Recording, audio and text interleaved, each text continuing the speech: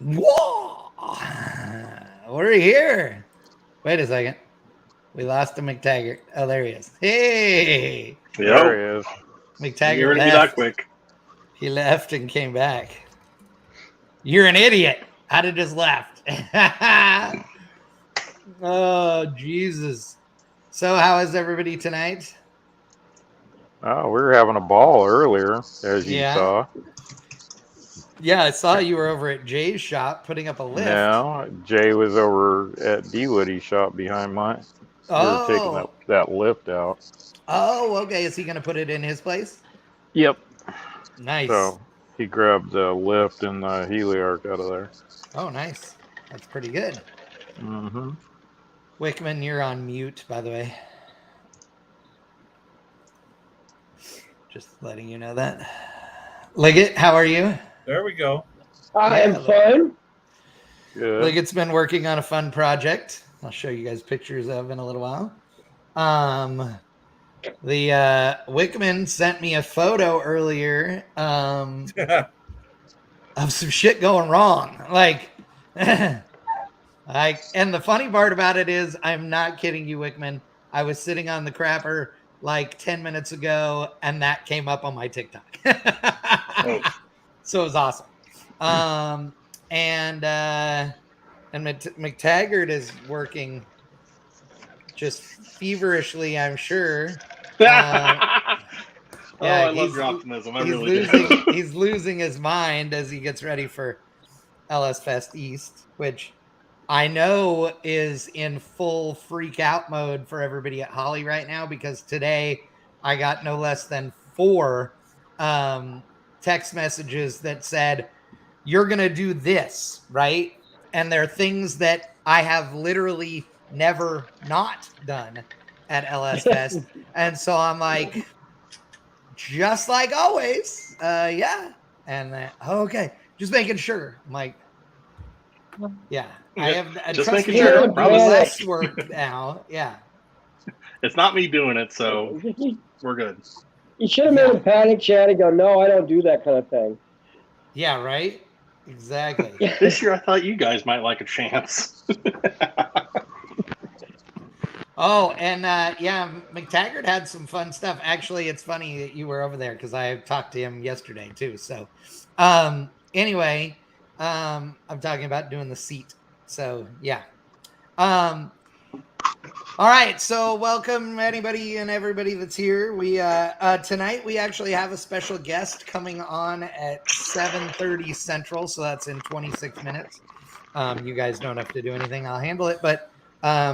Ramey Womer from UMI is going to be on. Ramey, one of the engineers at UMI that designs all the parts, and also helps put on the events at UMI Motorsports Park. So he was on the live stream with me during the event, and so I asked him if he wanted to come on and do a little talk about that. So we're going to talk about big money autocross at the same time. So, because that's what it is. And it as opposed to little money, as opposed to no money autocross, which is the norm. Yeah. The norm is no money autocross. So, that means driving somebody else's car, right? Yeah, exactly. Yep. That's exactly right. So I've done a lot of that.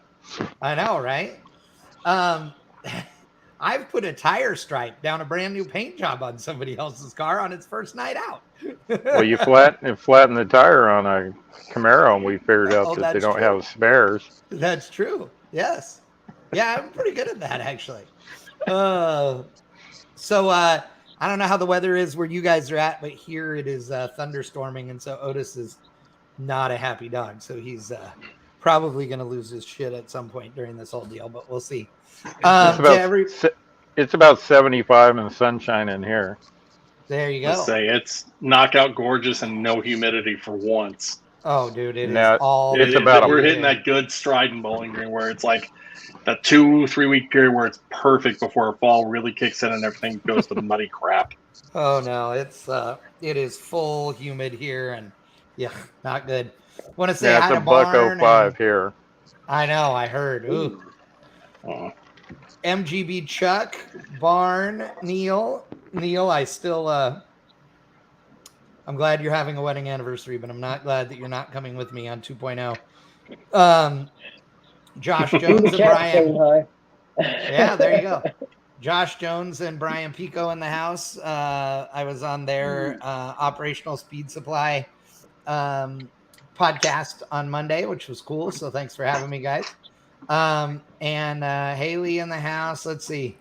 Ramey is here. Yes, he's showed up and he's listening as well. So again, he's going to be on at 7:30. So that will be here in just a little bit. There is a bunch of stuff that has been going on this week. Project stuff, racing news, all kinds of stuff. But I wanted to start with something funny. So Tony Schumacher getting bit by a Black Widow from his motorcycle helmet? No. Oh, shit. Wow. Okay. No. We're going to start on that level, huh? So gonna start with so on Saturday night I was had gotten done with actually maybe it was Friday night. Friday night, sorry.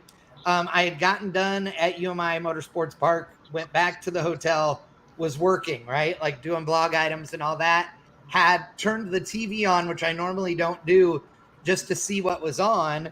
And I'm flipping through channels at this hotel and end up on a NASCAR race, which I legitimately have not watched a NASCAR race in, like a couple of years at least. Okay.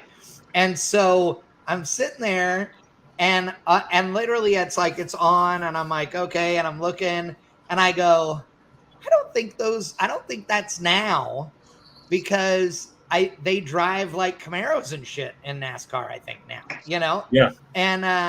And so I'm like, I don't think that's right. And then I went, oh, well, of course not. It's Friday night. Right. Well, then, then all of a sudden a thing comes up on the screen and says, hey, we're going back to live racing in a few minutes. So we're going to show you the end of this race. Well, they had apparently been on a rain delay in Atlanta, wasn't it? No, it was Daytona. Yeah, it was in Daytona. Yeah. So they had been on a rain delay. So watch the end of whatever replayed race it was, and they go into the Xfinity, I believe it is, Busch. It's Busch Grand National, right? Whatever they call that now. So they go into that one, and these dudes are like going in. There's no practice. There's been no qualifying. Like apparently there's nothing. And they're talking about all these rookies that are in this that don't have any of the practice session, to really see what it's like to be, driving up next to people. And so it's going to make this race interesting. So Dale Jr. is one of the commentators, and Jeff Burton, I think it is, and some other dudes. So they're going on and on about this. Well, before it's over, they start with like 700 cars. And by the time they get to the last lap, like 690 of those sons of bitches are out. Okay. Because they crash everybody's shit like 20 times during this race. It's insane. They do the dumbest thing I've ever seen. So they have an intermission. Okay. Like they call it segments. I think they call it segments. Stages. There you go. They're racing now. Yeah. So they run like 30 laps or something and then go, no, we're going to bunch you back up. Here at the race where we don't want you bunched up because y'all going to die. We're going to bunch you back up. So they do that and they wad more shit. I am not kidding you when I tell you that it was like race for 10 laps, crash for 2. Race for 10 laps, crash for 2. Till it gets down to the end. And so here's where the funny part is. They of course, they crash things. Guys are flying through the air. There is a car that goes through the infield and it hits one. It's been raining, obviously, so it's super wet and nasty. So they goes across the infield like it's on ice and hits one of the roads that goes across the grass. it peels the entire inside out of this car. When I say the inside, the rear end goes one way, the engine and transmission completely another direction. 2 cars during the event lost engine, transmission, and rear end in wrecks. It was nuts. One of them, they're talking to the driver, and he's like, yeah, I looked out front, and the hood was gone, which not that big a deal. But then I realized there was nothing up there. Like, because literally the motor's gone. Like, left the building. I'm like, what the hell? Yeah, so these Gen 6 cars are basically, I mean, it's kind of like the driver's compartment is a pod, basically. Yeah, and everything kind of bolts to that. So if any type of wreck, basically, you're basically shears everything, dissipating the energy, basically. Yeah, well, NASCAR was all freaked out at this one because it happened when it shouldn't have. And then one driver got T-boned, and when he got T-boned, it crumpled. The roof of the car puckered up, and the whole passenger side was up against the tunnel, which apparently is not supposed to happen. And they were not happy campers about that. Right. They were freaked out. No. But the best part was they're sitting there and they're talking about, oh, well, that guy looks like he got into him on accident. Oh, you know, well, oh, he was just being aggressive and this and that, right? And Dale Jr. says, you know, that reminds me, you know, in like whatever it was, 03, like he just rattles off, you know, at Darlington in 03, he says, I wrecked you real bad, Jeff, and I blamed it on the sun. But it was just me being dumb, and I wrecked you real bad. Dale Jr. has heals all wounds, you know. Oh, dude. And they Dale all Jr. has this thing about his mind is an encyclopedia when it comes to races. I mean, he can tell you how Ricky Rudd finished in 1994 at North Wilkesboro, and the crew members, like, I mean, it's just insane how he's able to. He actually has talked about that in interviews, and it's because of his dad. So when he was a kid, his dad said, you need to pay attention. I want to know everything that happens because nobody else is paying attention to anything but Dale. So at the end of the race, Dale wanted a recap, but he didn't want to wait to go watch the replay at home. He'd do that, but he wanted a recap. So he would tell Junior, you need to pay attention. And so he rode Junior's ass about it. And that's why Junior he knows because it's all plunked in so he could replay it. So it's kind of crazy. But the best deal then was Burton is like, oh, that's okay. You know, I mean, I accidentally wrecked you at this and such track, you know, blah, blah, blah, whatever. Rattles it up. Like 30 minutes later, there's a crash. And Junior goes, man, that's just like when you wrecked me. And he goes, yeah, and by the way, I didn't really wreck you on accident. I was pissed. I stuffed you in the corner. Dude, I was dying.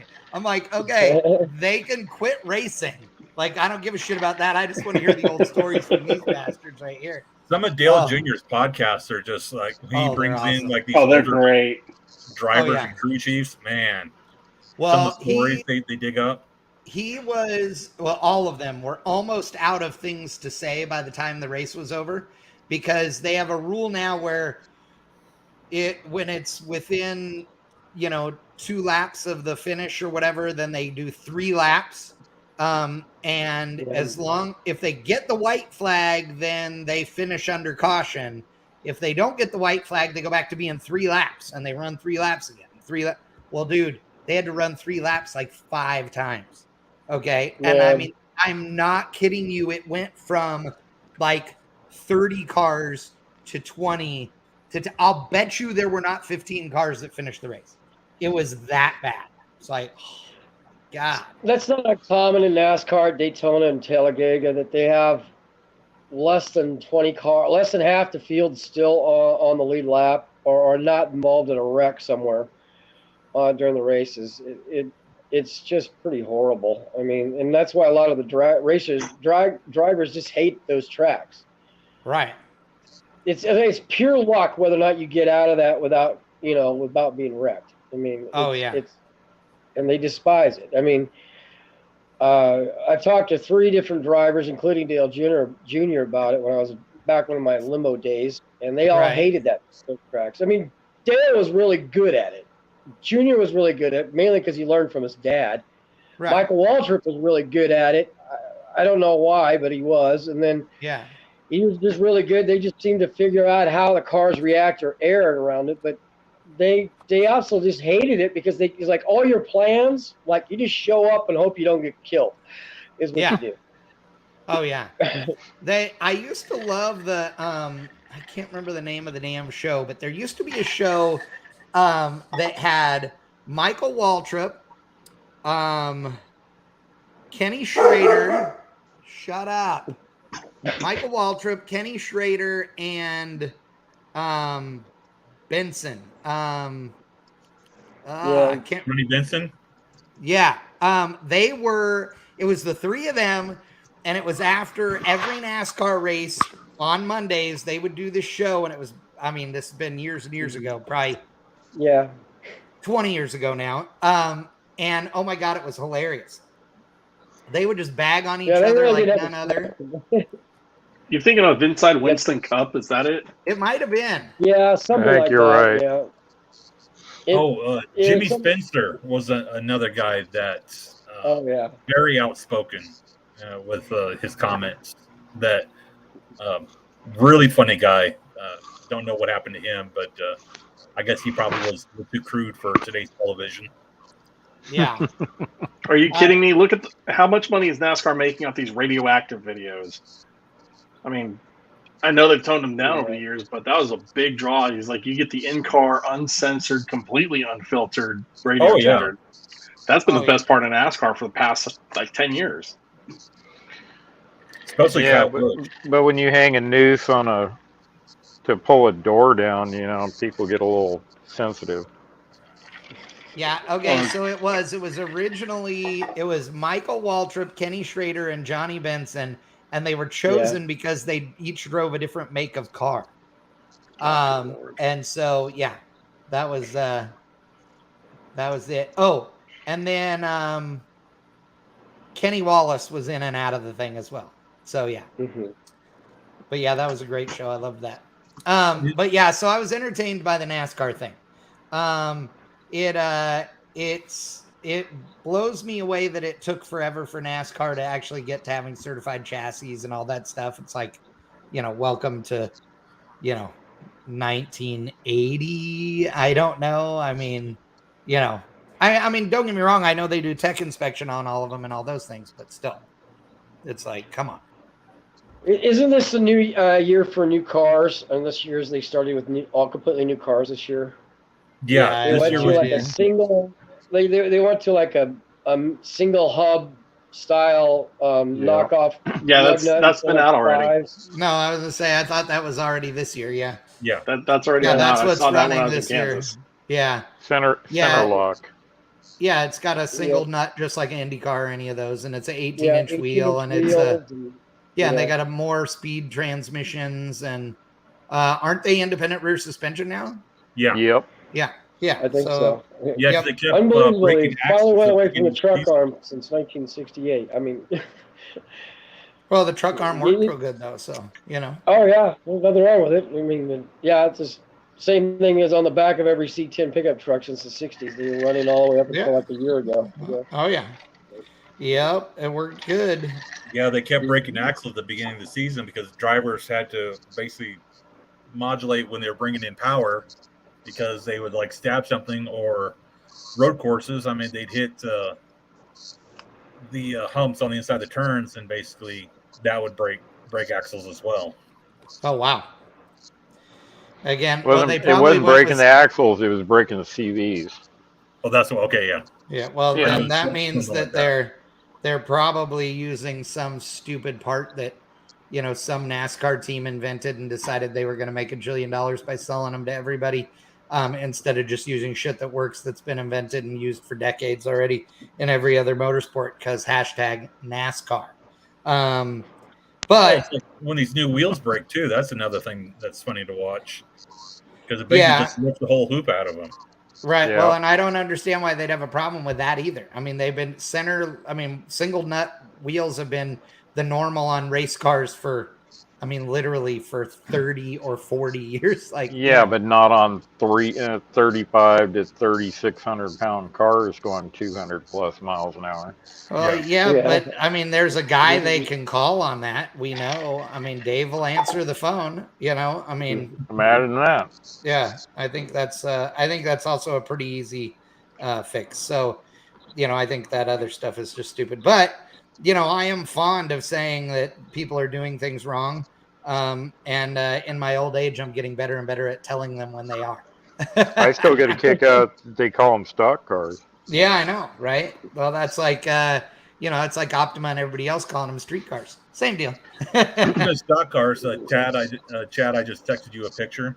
I know, I got it. Yep. Okay. Yeah, you texted it to me, which is in no way, shape, or form available to me to connect it on the computer. So I had to send it to myself so I could bring it up on the computer. I'm sorry. Yeah. Okay. So Bad Charles. What he's bad Charles. Bad Charles. What he's alluding to is this, which is not a cup car, but it is effed. Ouch, quit it. Yeah. I don't know if you can tell from this very well. There was a roof at one point, right? Yeah, yes. But that's not the entertaining part. The entertaining part is, do you see this where my mouse pointer is? Mm-hmm. Yeah, that is a kink. That is a kink in the tubing because it's bent over. Note that the Kirky race seat is folded forward. Note that the dash is too close to the steering wheel for there to even be one. Yeah, all of this is bad. This up here, none of this. What'd they do? Flip it upside down and drop it from about 100 feet or what? Yeah, I don't know. I don't know how the accident happened, but it's no damn good. I know that. What a few people are saying that have basically kind of broke the photo down. There's a couple other photos of the car as well, but there's no X-type bracing behind the driver's seat. Yeah. Yeah, so it just basically folded over to the right side of the car. Yeah. I was going to say, if there isn't something glaringly missing, I would immediately be doing metallurgy testing because that is horrifying. Yeah, well, there's something glaringly missing because there's no diagonal behind its head. Yeah, that's part of it. And also on one of the these, hoops there should way be too. It looks like the hoops way too far forward. Yeah, I don't know. Some of those classes, that's basically is kind of like a dirt late modified with just sheet metal body kind of stuck to it. Exactly. Yeah. Well, we need to move the seat back, so we cut the diagonal out. Exactly. You gotta have leg room. There should be a petty bar in it and all that shit, and it would appear to me that doesn't exist. So there should be actually on the right side, like where the upper right portion of a funny car cage would be. Yeah, there should be a diagonal down to the floor. Yeah, that's the petty bar. Yep. Yeah, exactly. Oh yeah, yeah, you're right. Yep. Yeah, that's the petty bar. It should go down there. Wow. Speaking of bars that aren't right. Okay. I saw that earlier. Yeah, that one is that one's good. So remember, hey Chad, remember the Jet Hot Roadster when Fuller first got that put together? Oh yeah. We had the conversation about if you put power to it and brake to it at the same time, it'd wad the whole thing up. It looked like that. That exactly. I loved that car because everybody was so excited about it, and they're like, it's on the giant slicks, and literally Crosby and I walk up to it, and we're like, oh, that's cool. Oh, bad. Yeah, it was awesome. And where's the roll bar? Oh yeah. So let's put a giant 429 motor in it, and these little spindly control arms, and NASCAR slicks. Yeah, it'll no roll cage. Go wrong. So this one for a year or something like that to fix all the issues. Oh, do what? That thing's had a million owners and stuff. So okay. Yeah. Yeah, it didn't. So didn't go over well. this one is entertaining though. So this is the trailing arm that is supposed to be attached to the, to the wheel still, right? The bottom of the spindle, if you will. And down here, but it's not, obviously. It's been turned into aviation safety wire. That's what that's happened. Right, because it's actually a pretty good twist to it as well. Oh yeah, if the arm was still connected down here, it would have been, it would have been fine. Actually, I like that there's a hammer laying on the ground. Oh yeah, yeah, and they're I like that they're unbolting the rod ends and stuff as if that was the first thing they needed to do. What they needed to do first was to get the torch or the sawzall out. Yeah. But there is hammer down here, cordless impact, and a pry bar up here. This is all the badness happened.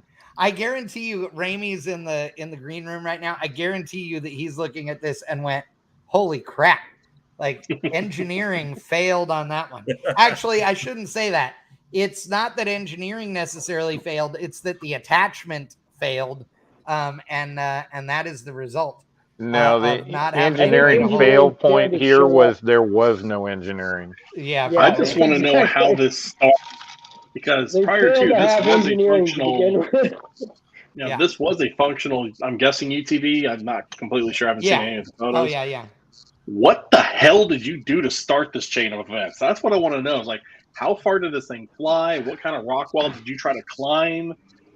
Oh, I think it broke loose from the trailing arm, and they just kept on the power, and it spun itself around. Oh yeah, and it's I mean, I hate to say this, but legitimately, half of the products that I've seen that are for UTVs or side by sides, half of the products that I have seen sold for those, and I'm saying half because I haven't seen them all, but half of them are a dude taking a measurement of a stock component and deciding how much bigger he thinks it should be, and making it that way. There is and can't figure out why. Yeah, and can't figure out why all the pickup points rip off the chassis. Yeah, exactly. Because the last engineer to actually touch it was the guy that designed it, at Honda or Polaris or whatever, so. Well, Steven got finished with his 8-to-5 job and fired up the 135 welder when he got home from work and had a couple beers and. Yeah. Wound up making iron spaghetti, apparently. Yeah. Apparently. I'm just kind of curious how they got it to go 2 wraps. Oh, I mean, it's how'd they get away from the axle? There's no curiosity. They stayed in until that fucker quit moving. Yeah, I agree. I mean, it's you look at the axle is inside all that. I mean, it's amazing. Oh, it is, isn't it? Oh, yeah, it turned. Oh, I missed that part. It spun itself around the axle. Okay. Yeah. The tubing didn't crack or break. It's like rubberized tubing or something. Yeah.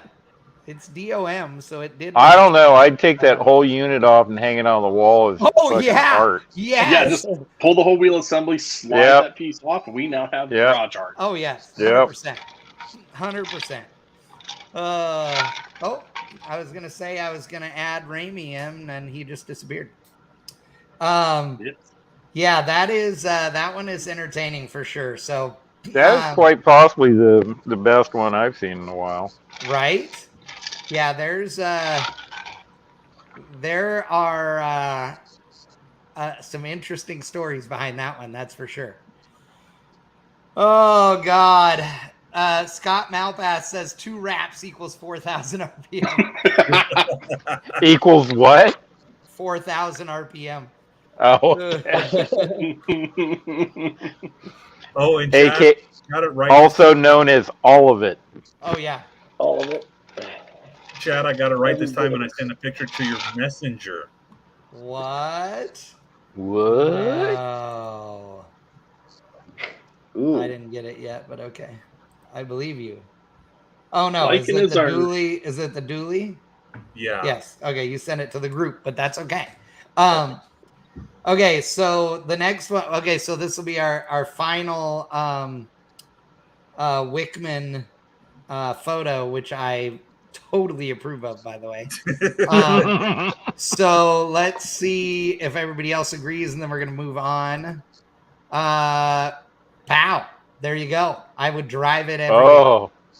Oh, dear. Oh, yeah. Is that one of those conversions? Because I would hate to see the inside of it if the I'm outside sure was it like is. that. The stripes are perfect. Well, the running boards give it away as a conversion. Yeah, and I wouldn't have the running boards, and I really would prefer not to have the horrible camper shell that I know is on it. I know that it's horrible because that is a visor, and that's also. Oh yeah. Okay, there's 3 things that you're not seeing in the rest of the photo. Okay. One of them is the double-sided tape stuck on a cowl induction like looking hood scoop. Oh, nice. Ooh. The FUBA antenna on the roof. Yeah. And the camper is actually a split level. Oh, so I figured. It has like the kick up in the back. Yes. Yeah. Oh yeah, that's why I knew it had to have that. So that's fall in 1982. Oh yeah, Ramey is in the house. Goodness, yeah. Ramey's in his basement. It looks like. So the full interior is like full on like conversion van, like of course, beige. Yes. Super fluff and weird cut wood, and yes, I'm sure there's a CB radio hanging from somewhere. And does it have 4 rotating captain seats in it? I hope. Yeah, exactly. They don't rotate. It does have a VCR. It has a television. It does have a VCR. Of course, it does. It has a Dumb and Dumber tape stuck in it. I would buy VHS tapes, and then I would put Blockbuster covers on them and just put them in there in a thing in the Blockbuster video deal, you know. And I would say, "Hey, here's my $10,000 video collection." And when people are like, "Why is it $10,000?" Because the late fees are adding up. Okay, we're at Ramey is in the house. Got out of it. You never returned any. Ramey Walmer in the house. Ramey, hello. How are you this evening? Hey guys, how's it going? Hello. Good. James, haven't seen you for a while. How you doing? It's been a minute. Maybe Good Guys Columbus. I think I saw you last a long time. Yeah, ago. Right before the storm, wasn't it? I think so. Yeah. Yeah. Probably. Yeah, that was the last time I was there. The last time I was there was the summer of 11,000 degrees. That was the year before. Yeah, and I was like, I'm not coming back again. It was horrible. I think the last year me and Randy were there was when we had to tell Adam to get off the top of the Optima Erector set before he got freaking electrocuted. Oh, yeah. Oh, horrible. Yeah. Kenny Edwards in the house saying hello, Ramey. Hey, Ken, what's happening? So Ramey, UMI, of course, is your, your day job and your night job and your afternoon job and all the job, because you're so active in all of the events that go on there at UMI Motorsports Park and stuff. But for people that don't know you, give like the 2-minute rundown on who's Ramey, what you do at UMI, but what your racing, history is as well. I'm really not sure what I do at UMI. I do little engineering, some marketing, work with the racetrack a little bit. So basically whatever Ryan needs me to do, I try to take care of the best I can. So Ryan was going to buy a hunting camp, and then he was going to buy some other things, and he decided to buy this racetrack. And it really didn't hit me until he said he signed the mortgage on it, and I started crying because, we cry a lot at the track, but yes, we do, usually for charity stuff. But in this case, I had spent 11 summers racing there, so I was like in my office bawling that I get to go back. So went back, and it was a big grown-in, weed-infested dump until Ryan and probably 20 staff members cleaned it and got it ready and made it to what it is now. So it turned out pretty cool. It is. It's a cool place. I love it. It's the track is beautiful. The surrounding area is gorgeous. Like when you drive into the front gate, really nice gravel roads and all those things that you guys have done. But really, like when you look to the right and to the left and you see the tree line and the, these meadows, if you will, that are all mowed and everything, it's beautiful. And it's funny because if you look off like across the meadow on the right up into the tree line, there's a big deer stand that's sitting up there, which I know is Ryan's. And I know there's some tree stands on the property here and there. And I mean, you see deer out there all the time. There's tons of wildlife. You feel like you're in the middle of nowhere, even though you're not even 10 minutes to downtown. So it's pretty cool. Yep. And then the main claim to fame we have is the track. So it's kind of like a miniature Charlotte Roval. Yep. So it's not like flat autocross, and it's not parking lot style. It's, bank turns and, stuff to navigate around, like Corn Dog Corner, the old hot dog shack there. And it's just a pretty neat layout. It takes a lot of skill to get around. And when we're not autocrossing there, we're using it to test UMI parts. So we'll take the Le Mans or the 99 Camaro or the second gen, and we can run 50 laps or run 50 corners, or test geometry and take tire temperatures, or do brake testing or damper testing. So it really helps us make better products as well. So we have 3 or 4 or 5 events there, but the reality is we have 100 test sessions a year. What we used to have to do on the street or wait to go to an event to do, we can pre-prove the products right at the track. So it's been a really good test facility for us, in addition to hosting events like King of the Mountain. Yeah, it's a cool place, and there's Lycan is asking where it's at. So UMI Motorsports Park, if you look it up on Google, you'll see it too. But it is in Clearfield, Pennsylvania, and unfortunately, Pennsylvania is weird. And so there are 2 Clearfield, Pennsylvanias. One is really close to Pittsburgh, and the other one is not. And the one where UMI Motorsports Park is not close to Pittsburgh. There's literally 30 minutes from Pittsburgh is Clearfield, Pennsylvania. And then you also have to go 2 hours and 15 minutes east of Pittsburgh, and there's Clearfield, Pennsylvania. So the reason I know this is because when I punched in my phone, Clearfield, and hit the button and left the airport, I'm like, man, this isn't the way I went last time.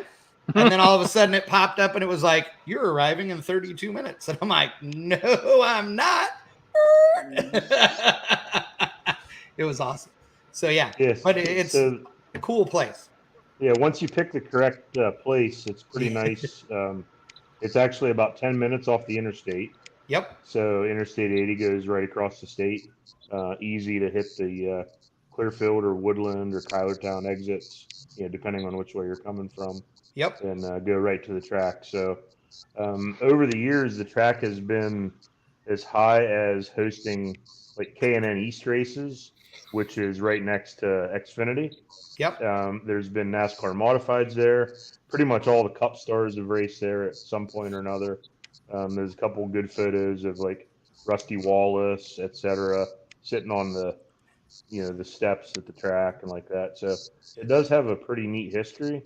But in addition to dirt racing and asphalt oval racing, we're pushing the interesting style of autocross that we host, and humbles a lot of people, and it makes heroes out of a lot of people. The events raise a lot of money for charity. Everyone comes in with a great attitude, so we get a lot of credit for the track and how awesome it is, which it is. But the people come in with a great attitude, and that just adds to it. So for how crappy everything is in the world, it's nice to spend 3 days with a bunch of like-minded people that just want to have fun and stomp you on the autocross. But when you're done, you go up to the campsite with Ken Edwards and Showtime JB Boyer and characters like that, and you can't help but have a great time. Yeah, well, nobody's up there like-minded. like-minded people and Smitty. Yeah, there you go, and Smitty. But even Smitty has an awesome time there. It's funny because it's it goes back to, we've talked about this before in motorsports and stuff, but it's nobody's up there talking about politics, who they voted for, who they didn't. Nobody's bitching and moaning about any of that kind of stuff. Everybody is just out having a good time because we all are there because we love hot rods and race cars and it's cool. And we feed a lot of people. We raised $1 jillion this year. It was unbelievable. The Emily Whitehead Foundation, the bake sale and a ton of their fundraising efforts are actually run by your sister Jody, who is an exceptional human being, as you well know. And God, what fun we have. I mean, we always have a good time there. It's cool. The one thing I would say too about this racetrack that's neat, and I didn't know this part, but the racetrack is in a hole.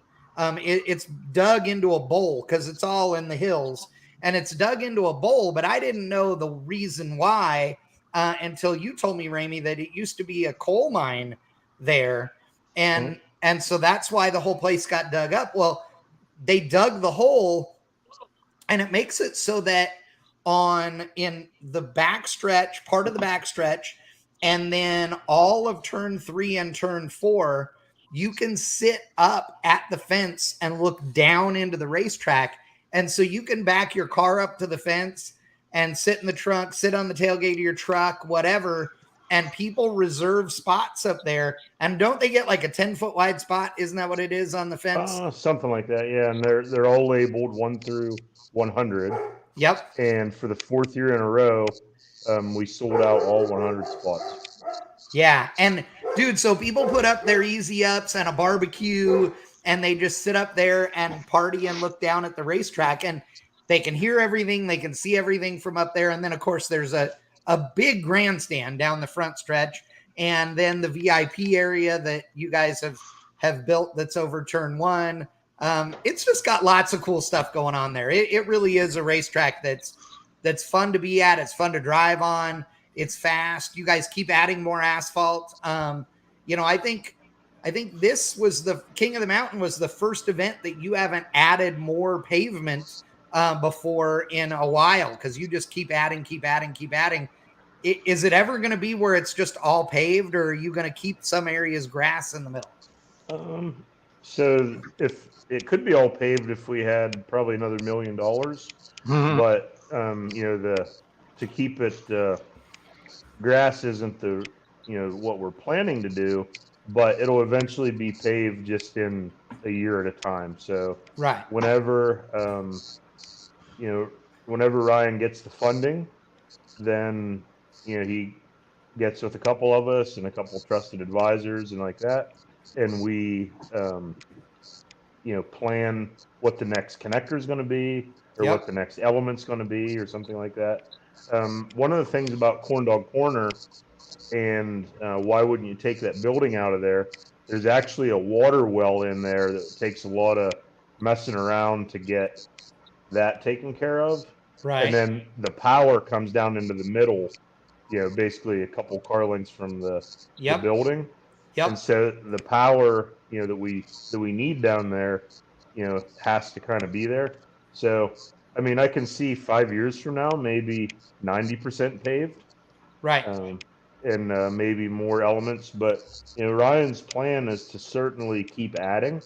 And as we get the funding and save money and sell more good UMI suspension parts, he'll take a little bit of money from that sales to add to it. So it's already got a lot. I mean, it sounds funny to say, but you guys have the pieces that you guys have added were really wisely placed so that it allows a bunch of different configurations. That's probably the coolest thing about the racetrack is, I mean, hell, I don't know. I guess you could probably do 10 different configurations real easily, right? Yeah, and maybe more. The shootout course this year at King of the Mountain they got a ton of compliments. So it used almost all the oval. Some of the top guys were hitting triple digits through the traps. Oh yeah. And basically, you just heard a bunch of woohoo as they were coming through the traps. It was real technical in the middle. Yep. Ryan's also adding lights for next year. Yep. So basically, LED lights aren't cheap. I think I heard $2,500 a piece for the lights. Oof. Yeah. So it doesn't take very many lights to make $10,000. No. But well, I will tell you that like we've got awesome guys on the show. Josh Jones, obviously Brian Pico, but James Bisher is also in the house, who was in the shootout in his pool Camaro. Really far in the shootout. Oh yeah, he was top 4, and it was cool. He won the mid-year category, which was cool. So he was the mid-year champion, which I believe meant $1,000 purse. He took home a check for $1,000. Yeah. The top 4 who went to the King of the Mountain shootout were each the champions in their respective classes: early model, mid-year, late, and super late. And Bisher won mid-year, so he got with his second gen Camaro, so he got $1,000. And then the third place finisher overall got $2,000. Runner up was $5,000, and the winner took home $15,000. Bisher says his wife already took the check, so there you go. That's awesome. I think maybe he got to buy 1 tank of gas, and then maybe, right. I don't know his wife, but maybe she got $800 or something for letting him go for the weekend. Well, and we talked about it on Monday, but Andy Smedegaard was runner up, and he won the thing 2 years ago. And when he won, he straight up told everybody, like, my wife told me I could come and race, but if I won, I had to buy her a horse trailer. And he won, and he did. He won $10,000, and he bought her a horse trailer. So this time, I think he actually gets to keep some of his $5,000. So that's pretty cool, So now I will say that he didn't even for 1 second have any, a hint of like disappointment or anger or anything about having to buy her the horse trailer. So there you go. But it was pretty cool. It was definitely cool. One of the most interesting things, and I thought about this a little bit, with all 4 kings of the mountain, you couldn't have 4 more different personalities. Oh yeah, all great guys. It's just amazing the difference. You got Jeremy Swenson, who, if you guys know him, he is an absolute riot. Oh and, you wouldn't know that he is as precise as he is. You think he's just going to just break stuff. Yeah. But he's just a driven individual, And then Smedegaard, he's one of those guys. So he drifts one day, then he ice races the next day, then he probably races like ultralights or jet skis or something the next day. Right. Then he's road racing, then he's autocrossing. So just all this talent, and he's just real technical.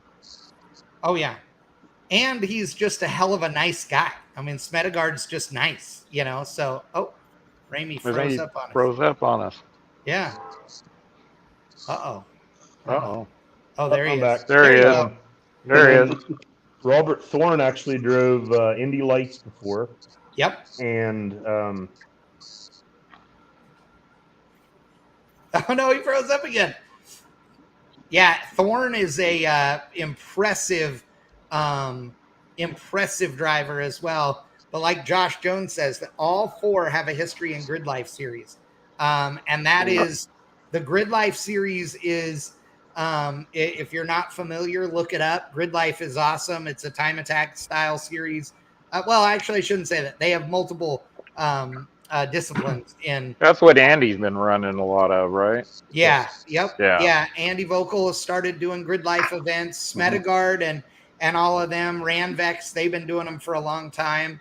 Honestly, the last couple of years, Grid Life really has taken a giant leap. But they've been running Grid Life events since they started several years ago. So, it's really cool though. The, and like Ramey said, the variety these guys have had. Thorne, just jumped into racing Formula D this year, and I don't know what level he's on in FD, but he is like he's leading the points in his class and stuff in his first year. He's a certifiable badass, that's for sure. Yeah, Grid Life is going to be in Colorado next weekend at nice, or PPIR. Yep. So I'm trying to. I wanted to camp out. It's a 3-day event. I wanted to camp out for the weekend, but I don't see that happening. But I will be down there one day for sure. Hopefully. Oh, Saturday. Awesome! Nice. Take pictures. Yeah, that'll be good. We would love to go to one of those. I think it'll be a good time for you for sure. Oh yeah. The thing is too, like this year, I mean, what did you think of that competition in the last, the last run of the 3? Who did you really think that it would end up the way it was, or did you think Smedegard would pull it off, or what? So I think in the top 3, Smedegard was within 0.2 grand total after 3 runs. So he definitely had a chance of it, which kind of meant the shootout worked like we hoped it did. Yep. The vintage cars are having a tiny bit of trouble keeping up with the super lates, and the lates, but we have a little bit of a plan for that next year to try to close that gap up a little bit. But yeah, and that's one of the things that people were asking about. Sure. Yeah, people have been asking about that the last few days, and my response to everybody is that you guys leave the event and you guys are like me, you immediately are making notes, and deciding what it is that you're gonna do different or look at or whatever. And I think the race went great. I think being the first year of a format change, it was nuts how smooth it went. And I think that no matter how you set it up, there's always going to be somebody that isn't happy. But I didn't hear any like overt griping at all about this thing. So I think it was good. Yeah, and the knockout style worked great, I thought. I did too. I thought that was pretty cool. And like Josh Jones just said, that all the going into the Final 4, the pressure, was on Krebs' back. And it's right. I mean, he had just run the quickest lap of the entire event. And for him to run that kind of number, the pressure was on him for sure, but you would have never known it. But I think at the same time, we're all looking at him and he was leading every run. But when it all came down to it, the total of all 3 runs, the difference between him and Andy Smedegard was only 0.239 seconds, if I remember right. That's awesome. I mean, that is tight racing, and I love it. And for your drag racer friends, he was spraying. Yes. So that made it even cooler. Yes, he was. And it did make it cooler. Okay, so speaking of drag racing, so big money bracket racing has obviously been a thing forever. Big money, no prep, big money drag racing in general. Nothing new to that. I mean, your average cash days street night is, there's 5 or 10 grand on the table. Mm-hmm. But you guys really putting this together. This is one of the first big money autocross events, around. So what do you think? Do you think this is going to start something to where there will be more of these? Or do you think that King of the Mountain is always going to be the big dog? Our goal is for it to always be the big dog. Optima did the World Championship autocross for 1 year. Yep. I don't know if that'll come back. It may. They may surprise us. Right. I can't see. This does stretch our budget pretty thin, right? So definitely not a money-making opportunity. But the interesting thing is, marketing-wise, it seems just about right. So, after Smedegard won, people were like, why would you want an S2000 to win your race? We don't necessarily love that, but if someone says, hey,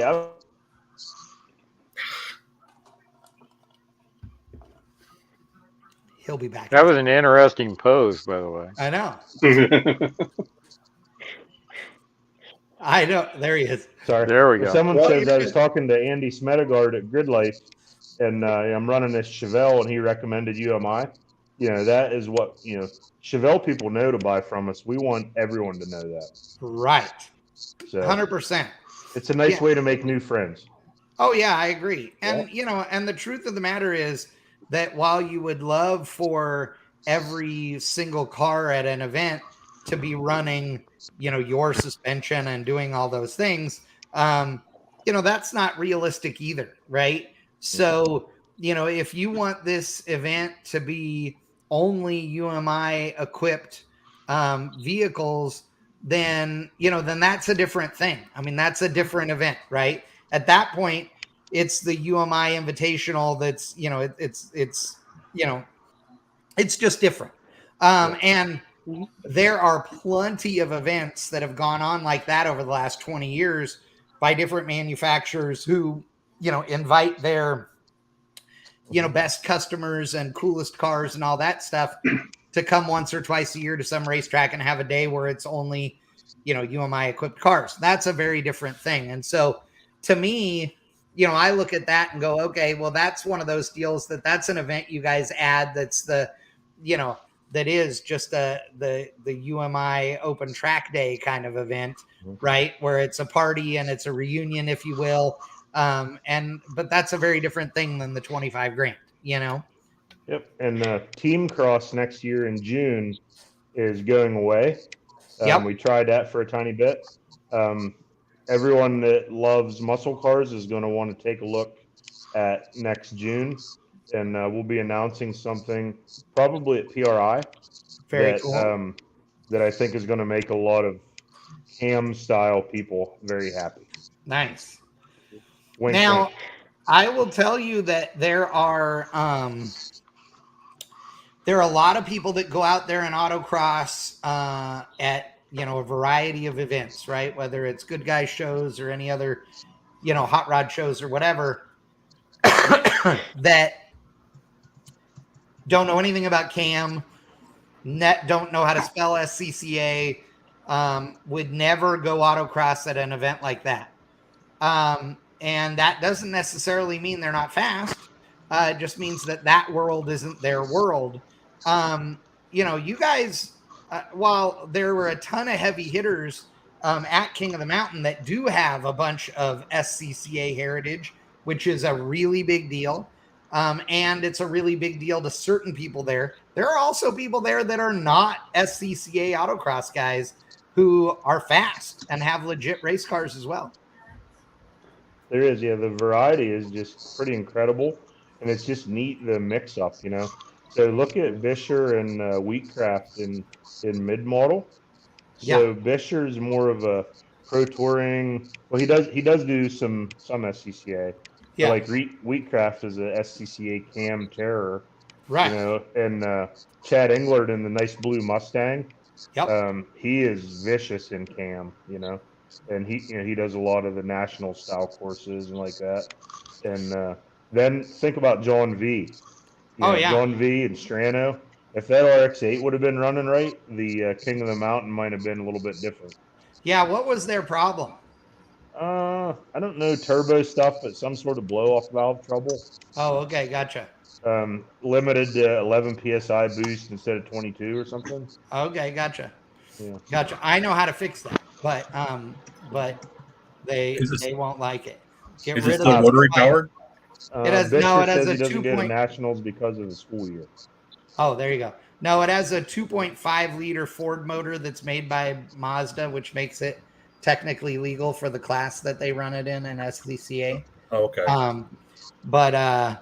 Yeah, Bisher. That's because SCCA doesn't think at all about the logistics of having races, and never has. So the number of people I know that don't go to nationals because of that, it's insane. So yeah. Okay, so what was your favorite moment of King of the Mountain there, Ramey? My favorite moment. One would be if my gigabit Ethernet would work, but I don't know. I just think. Oh, you know what? Everyone liked the national anthem. Do you remember that? Oh my God! So not the competition, but we had a small trouble with the singer lady on the national anthem. Yeah, the PA went. Yep. And so I heard that Josh Luster, one of the competitors, started having everyone else sing. And I got maybe more comments on that than like it was pretty. I got probably 20 comments on different socials and on text and all that about they couldn't believe how cool that was that all the competitors were singing it. And then we got the PA fixed, and then the lady knocked it out of the park with the second time with the national anthem. So yeah, it was very cool that 30 seconds into the national anthem, the PA went into overload and kicked the breaker, and it was awesome. Everybody singing. So yeah, that was definitely cool. But I think probably my favorite part, other than that, was sitting in the announcer booth with someone, Chad, right? But looking at that hill full again for a night race at UMI. Pretty cool. Good stuff. Yeah, it was awesome. In a row, actually. Yeah. And I love it. It's always cool working with you. You know how much I respect all of you guys at UMI. You guys are such awesome people. I have so much fun working with you and Ryan and Ashley and everybody. And I just want to say one more time, thank you to everybody that helped and everybody that donated. We raised somewhere in the neighborhood of 30 grand, 35 grand this weekend for the Emily Whitehead Foundation. And that's one weekend, all donated stuff. And it's pretty legit. So it's very, very cool. And we appreciate it. And Ramey, thanks for being on the show tonight. We appreciate that as well. We have more stuff we got to wrap up tonight as well, but thanks for joining us, and let's do it again. Let's have you back on the show sometime. Yeah, definitely. Nice thing is, my car is on their website. Yes, that's right. Yes. Yep. Yeah, I forgot about that. Yeah. Yeah, because 65 Impala is on their website. Yeah, I've got a couple of cars that have their stuff on it, but they were at the time when nobody was asking to use the pictures. They actually emailed me and asked me to use the pictures, which was kind of nice. Yeah. Oh yeah, exactly. Well, again, big thanks to Ramey for joining us and everybody that came to watch him. That was awesome. Thank you. Scott Malpass asking a question, which is a perfect segue into the next thing. Has anyone made fun of the EV Mopar speaker engine noise yet? And let you guys go first. I'm going to let the dog out. I got one for you on that. So okay, go ahead. I was with the 32 over at the AC shop, actually finally getting the air conditioning charged. And the lady behind the counter pops up with that video with that EV car making noise. I'm like, what in the hell is that? I mean, there's a company out of Las Vegas called Down for Sound. And I follow them quite a bit. I mean, they make some like old school type car amplifier stuff. And on their social media, they said they showed like this component speaker set, and they said the new Dodge Charger EV exhaust upgrade. That's awesome. No. It's just weird that they went with Baby Cougar Meow. Yeah. Of all the noises you could have picked. It was much less annoying than the sound of that thing.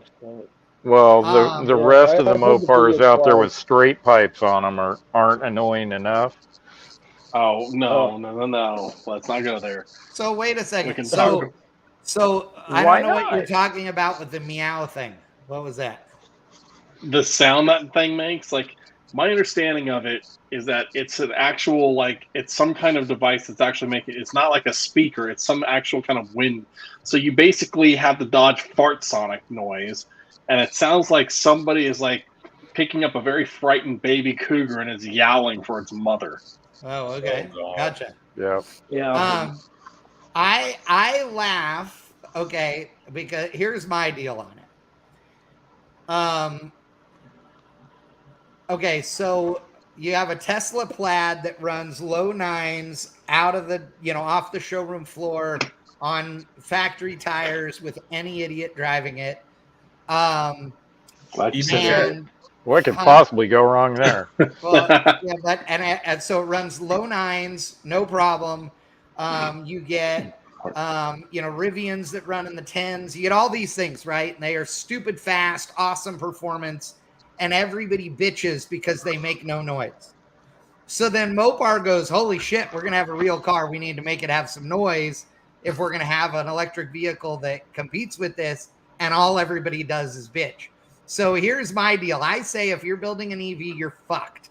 Okay. It doesn't matter what you do to it. If it sounded like a top fuel car, the Formula One guys won't like it. If it sounds like a Formula One guy or a Formula One car, then the NASCAR guys don't like it.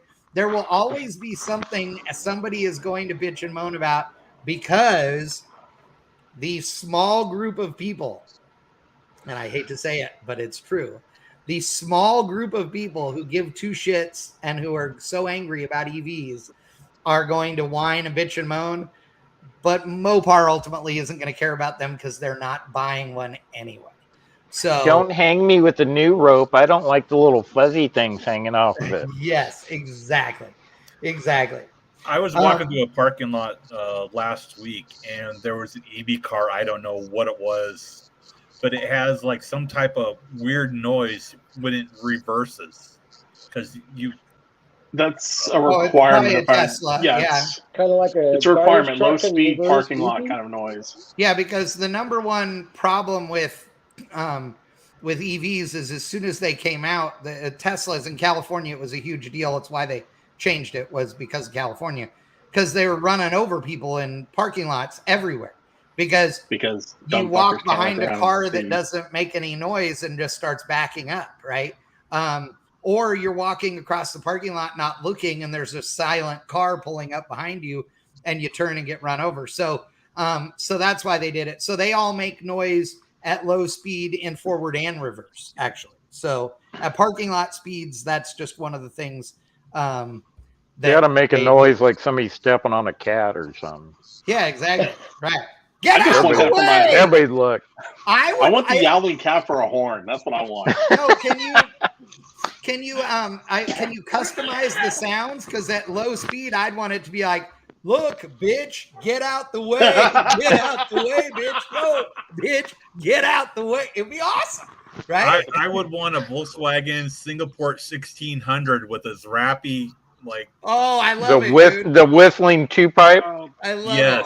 I think it would be perfect for any EV car. So you sound like a mechanical Jetsons machine. Oh, there you go.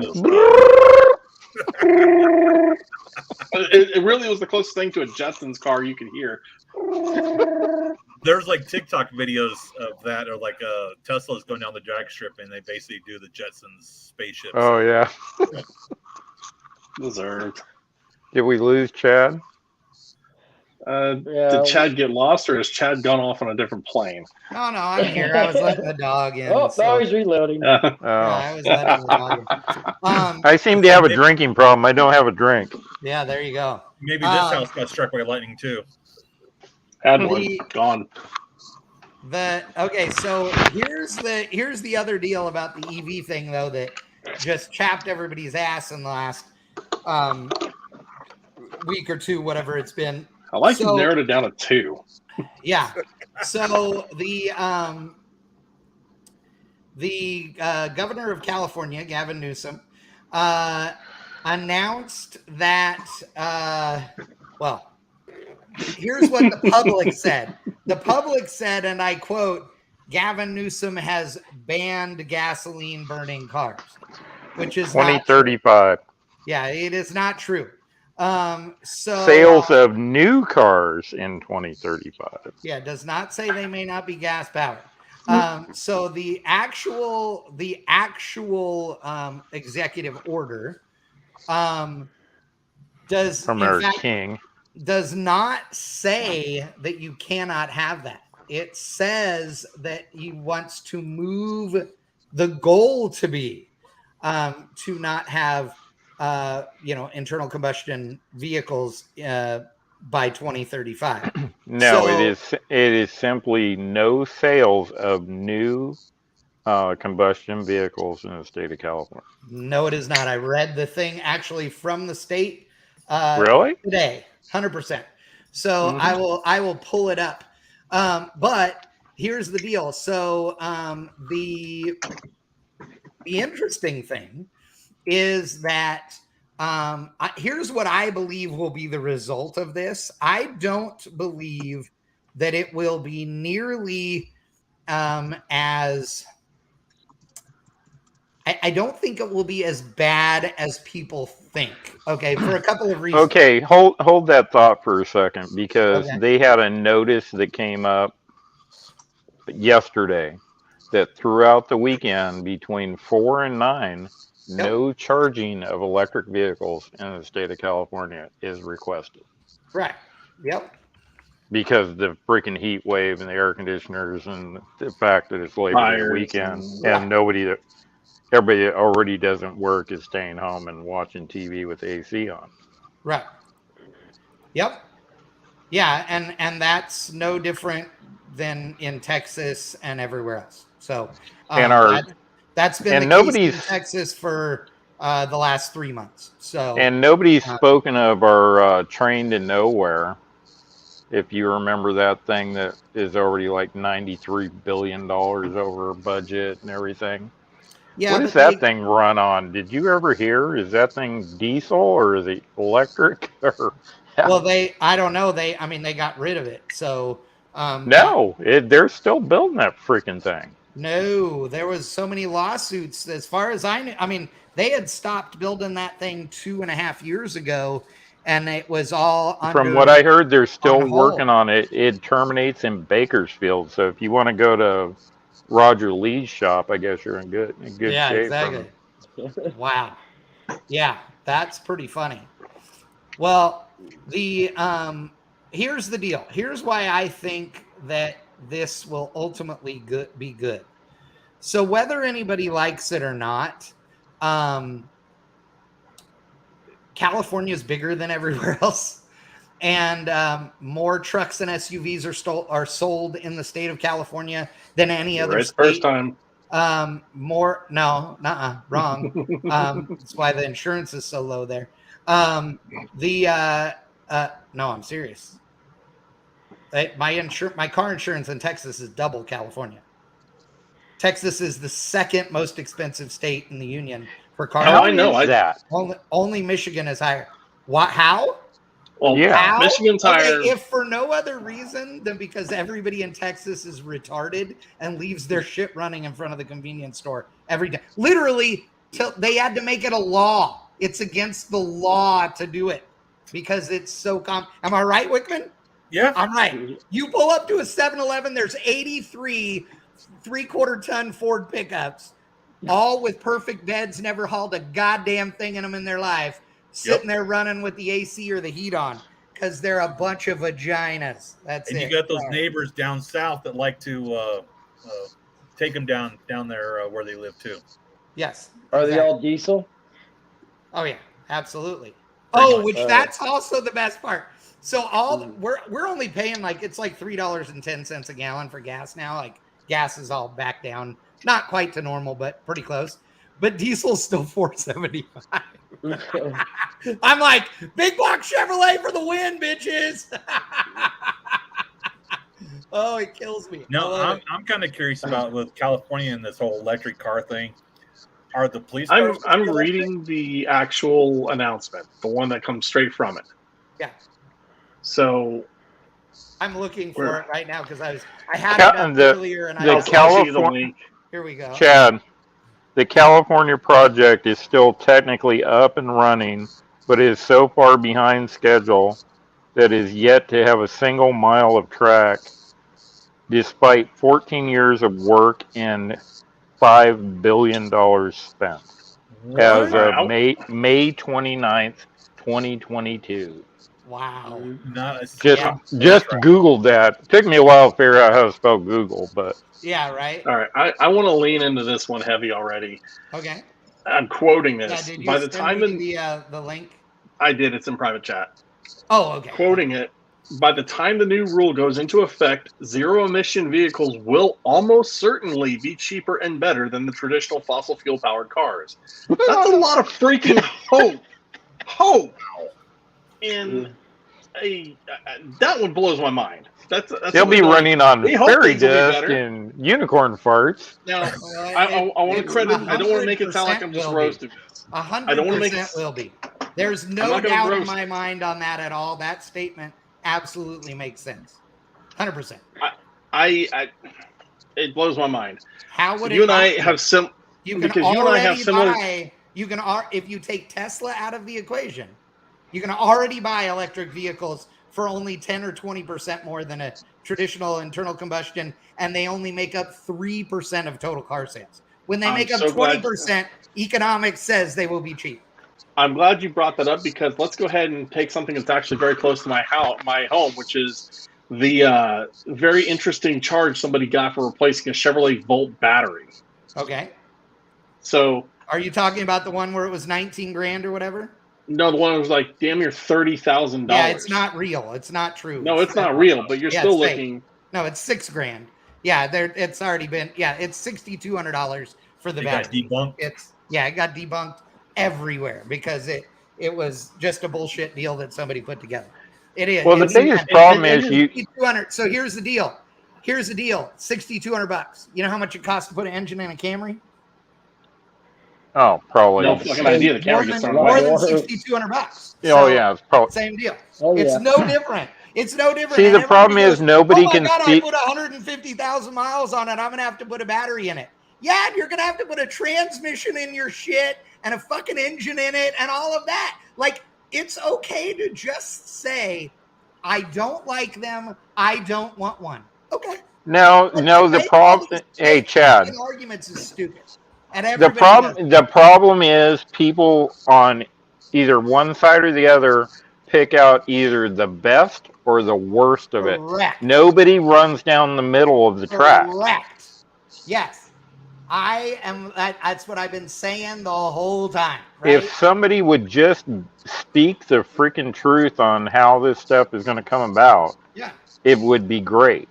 But no. We gotta have battles. That's the way this works anymore. Here's why it won't be. I'm not good with the battle. So the don't charge your cars at night deal, that's no big deal, right? I mean, literally not a big deal, because the other deal is that once everybody actually has electric cars, and when I say everybody, I'm using the term loosely, because literally less than half the cars on the road will be electric in our lifetimes. Okay. Like, it will never get to be more than that. When you look at the average age of a vehicle that people buy, there are only a couple of places where nobody would want to live anyway, except weirdos.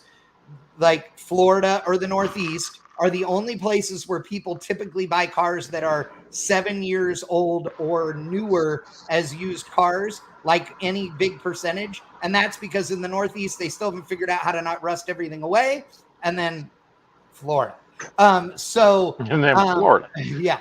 So the truth of the matter is, everybody else is still going to be driving whatever the hell they want to drive. But it is, again, the exact verbiage from Newsom, from his executive order. It shall be a goal of the state that 100% of in-state sales of new passenger cars and trucks will be zero emission by 2035. There are a variety of cars sold in the United States of America as zero emissions that have an internal combustion engine in them. Okay. It shall be a further goal of the state that 100% of medium and heavy duty vehicles in the state be zero emission by 2045 for all operations where feasible, and by 2035 for dryage trucks, which is a specific kind of heavy duty truck for hauling freight. And that absolutely makes sense. And it's easy. They don't go far. It shall be further a goal of the state to transition to 100% zero emission off-road vehicles and equipment by 2035 where feasible. That's easy because, dude, lawnmower sales and all that stuff are all way down. People are all buying electric for that stuff. It's way easier and nicer and all that. Okay, so that okay. But back up a second. Okay. Define zero emission. Well, that's why I'm saying zero emission is not an actual scientific term. It is a label. Okay. So that is the deal. And that is why this is not nearly as big a deal to freak out about. Because if Chevrolet says we're putting this new car for sale in dealerships in California, it's zero emission, then it is. You have to remember that gas mileage is not done by any oversight committee or agency in the world, okay, or in the United States. The dealers or the manufacturers are what decide what the mileage is on their vehicles, right? Now, if they don't meet those standards and they can't actually produce those at any great, number, then people will sue them and they're in trouble. But the government has nothing to do with mileage numbers. The government also doesn't have anything to do with certifying emission standards on those cars. They give them a number. The manufacturer says, yes, they hit it. When they do a couple of tests. They go, yep, looks good to us, and walk away. Say, you agree to make them this way? Yes, we agree. Cool. Again, there's a lot jack up the front of this car 5 degrees. It runs perfect. Yes, exactly. There is a lot more going on here than the knee jerk is warranting, right? So it will get worse. It will get better. It will get worse. It will get better as this thing progresses. Okay, but here's why I say I think this is good. How's that? This was going to happen anyway, right? So nothing we could do would stop this. So the good thing about this is that the biggest complaints that people have about current electric pickup trucks, right? Whether it's the Silverado or the Ford, whatever it is, Lightning or whatever. I want a Tesla. Yeah, right. Any of those, okay, any of the issues with those will be solved when in 13 years, the majority of new trucks sold in California have to be electric. In the state that buys more trucks and SUVs than any other state, means that they're going to have to get off their ass and make them good, right? So that is where I'm saying is going to be the benefit, right? So the development work, the innovation, all of those things will get better. I also firmly believe that in 10 years, we won't be using anything that relates to the current batteries that we have in electric vehicles. And I know this from people that are actually working on batteries that I'm not allowed to talk about. And what we're doing today, it's just like iPhones. It's just like computers, video games, everything else. You got to remember, we're used to cars being cars and they run on gasoline and do all those things. And I love them for that. Remember, I don't own new cars. This will not affect me because I am not their customer, right? But the truth of the matter is every single thing electronics wise develops so fast that literally in months, if not a couple of years, everything is obsolete. There's no reason not to believe that an electric vehicle won't be the same thing. If you think it's an iPhone, then treat it like an iPhone. There'll be a new one out in a year. Well, just take combustion engines and the direct injected stuff. See how far that's come in, what, 5 years? 5 years. Look at, here we are, we've already talked about this with Copeland, right? And he's got his hydrogen systems that. But there's still issues with that though, because the process to manufacture the hydrogen, which is actually pretty easy to do now, and it's getting better, but it still has its issues. Yeah, but like you said, it's going to force people to actually make progressions in the industry, right? We're idiots. We will not do anything until we're forced to do it. That's really where it is. So we're getting forced to do it. So now it's up to us, the enthusiasts, to make cars the way we want them to be.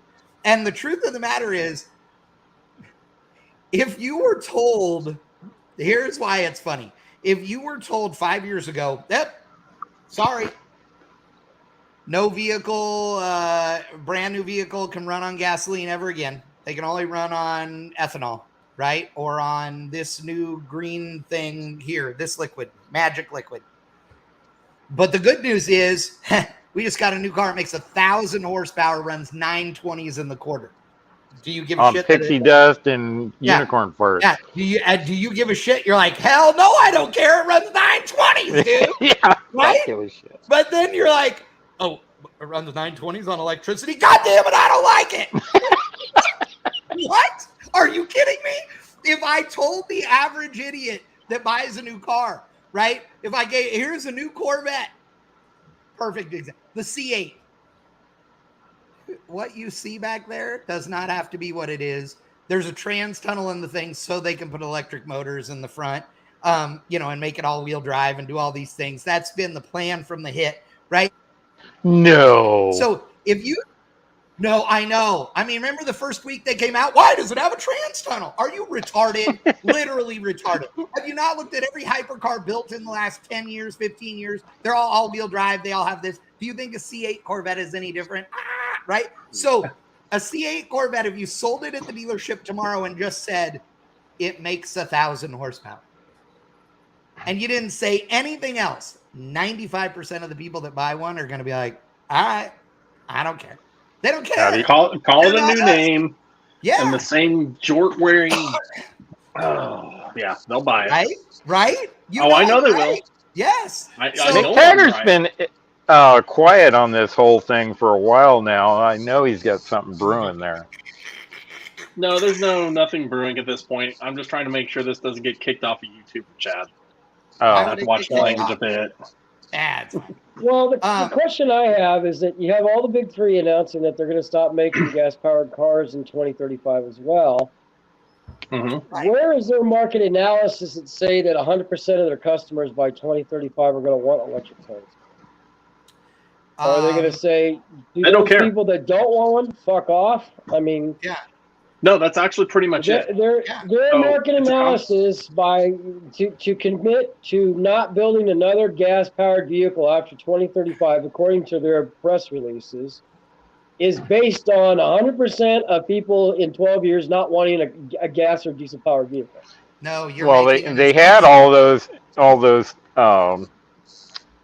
go-tos with the people at Berkeley and Harvard and stuff. So those are your people are going to be you can always have a focus group, but if your focus group is not very good, okay. The focus group is whoever's going to buy the car. Go ahead, McTaggart. You go first, then I'll go. That's all it is.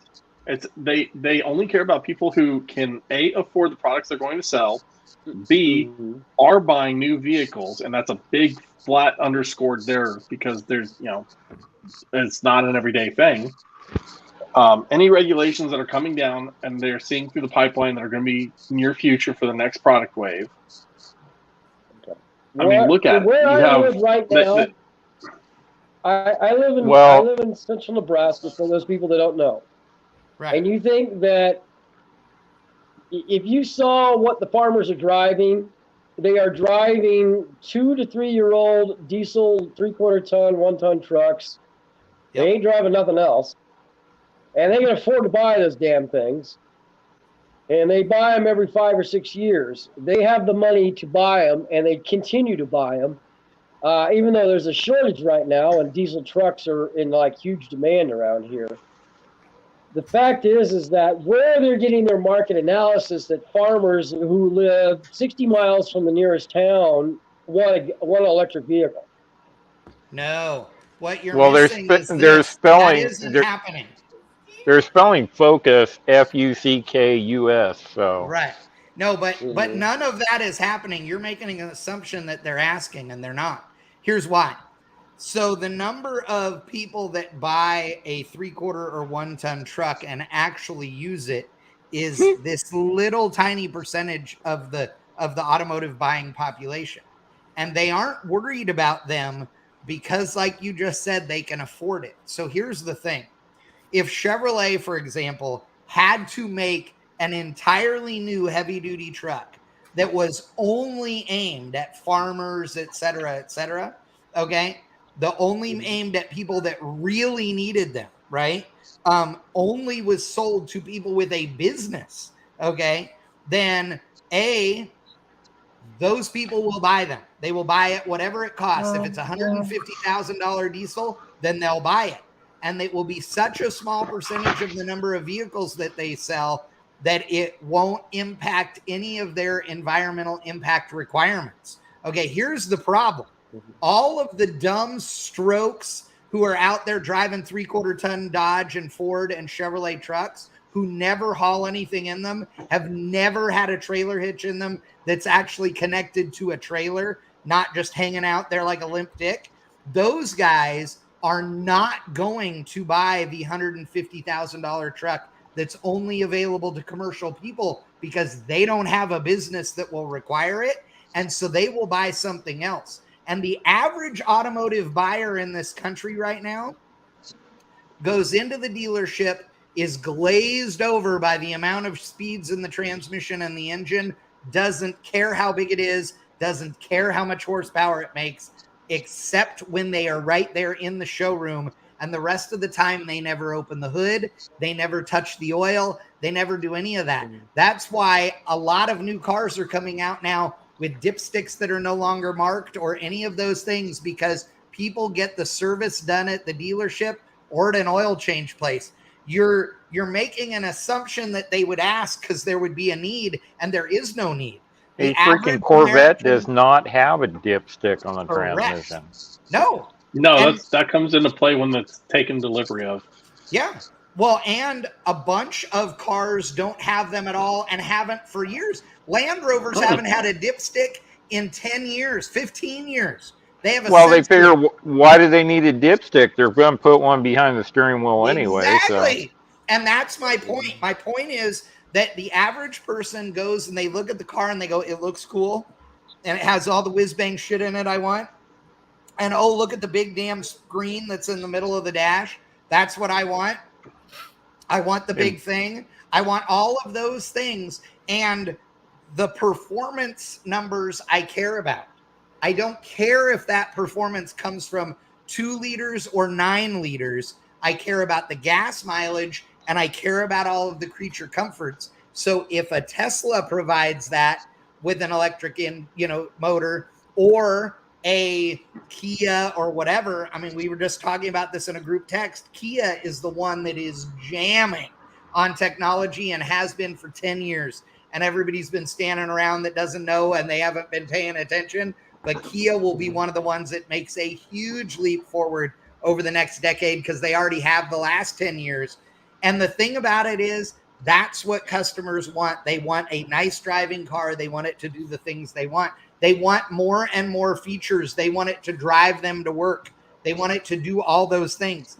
I want an 87 square body dually. The normal American does not, right? So we live in a bubble, right? Because Liggett, you, me, Wickman, McTaggart, Crosby, we all go, ooh, 1978 Chevy pickup, ooh, 1965 Mustang, ooh, whatever. Normal people don't care about that. And normal people buy 1 billion times more cars than we do. So, Really? So we're not the focus group? We are not the focus group at all. We're just not. And that's okay. That doesn't bother me. It doesn't bother me because, again, I don't care if a brand new dually makes 8,000 horsepower and runs on unicorn farts, as Crosby would say. I'm still never going to buy one. I cannot afford to do that, right? Unless my accountant somehow, comes to me and says, okay, we got a new plan. You have to spend a bunch of money you've never had in your life so we can write it off like all the other Americans, then I'm never going to have something like that, right? That just if I'm going to spend $100,000 on a new dually, I'm going to build a dually. Yes, me too. Yeah, because then I can deny that I spent $100,000 on it too. Well, yeah, there's that. I mean, that's just makes it didn't all happen at once. So it didn't really happen. Really. Yeah, exactly. I live in a state of denial. Yes, exactly. 100%. All right, we're going like way late tonight, but if you guys are good, I'm good. I don't care. I'm good. I'm fine. Okay, so McTaggart, we're gonna start talking about your pictures you sent me. So McTaggart, I did not know you did this kind of stuff, McTaggart. Yeah. So McTaggart, it's a family hobby. McTaggart family sent hobby. a picture of the Mustang. Now this is Haley's Mustang, and you've had this forever. The Great Pumpkin. So it is the So Great that's Pumpkin. what, 79 or 80? 80. 80. So what you're looking at, for those who are playing along at home, that's a 1980 Mustang Ghia with a V8.